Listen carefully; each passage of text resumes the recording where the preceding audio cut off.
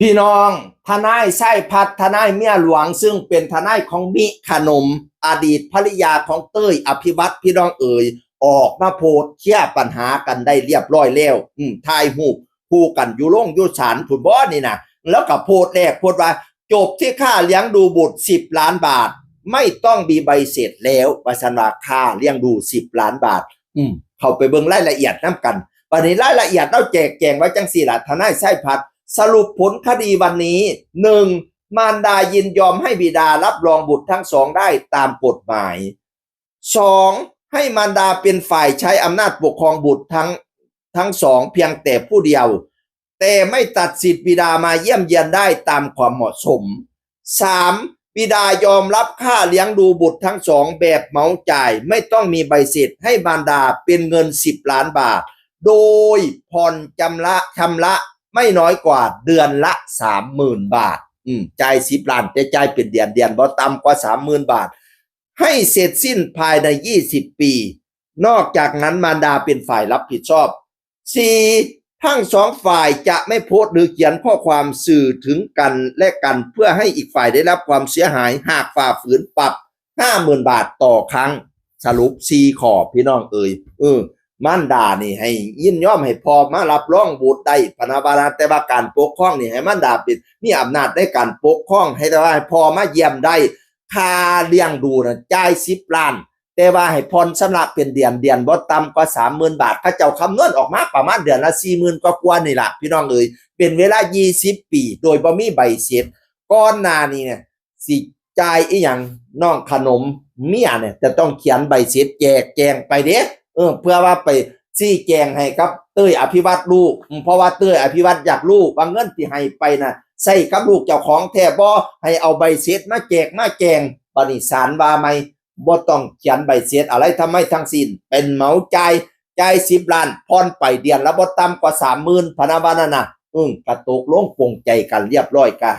ให้จบลงได้ด้วยดีเนาะเพราะว่าก่อนหน้านี้โอ้ยมีปัญหาจนมาได้ขึ้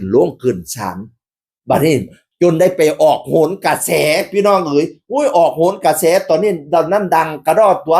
หลังจากข้าเจ้าแห้งยาปากันเฮาก็บ่รู้เนาะว่าปากันเลี้ยงอีหยังบัดนี้ไปออกโหนกระแสพ่อผู้นมเมื่อนั้นผู้นมถาม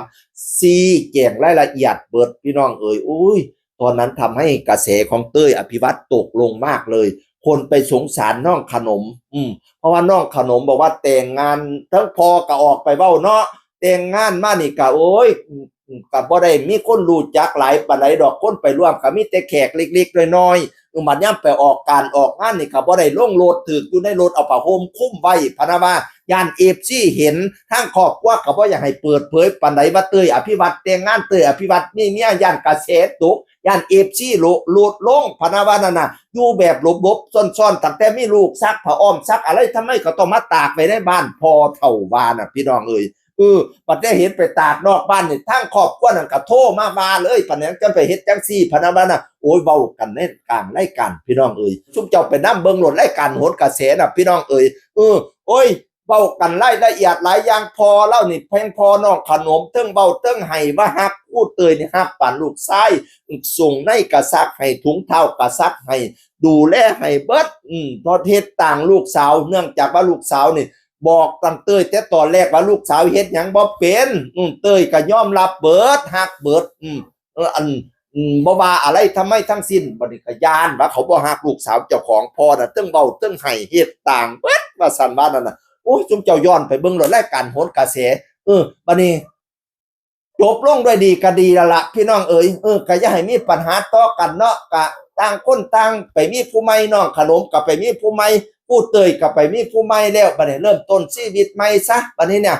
ตามศาลว่าล่ะศาลให้รับผิดชอบจังไดก็ตามศาลว่าล่ะชีวิตมันต้องก้าวเดินต่อไปก็ทั้งสองก็ต่างคนต่างไปก็แล้วกันเจริญรุ่งเรืองทั้งสองฝ่ายสิ่งที่มันแล้วก็ให้มันแล้วไปเนาะเสียงคนเก่าเว้าสู่ฟังสวัสดีครับสวัสดีครับ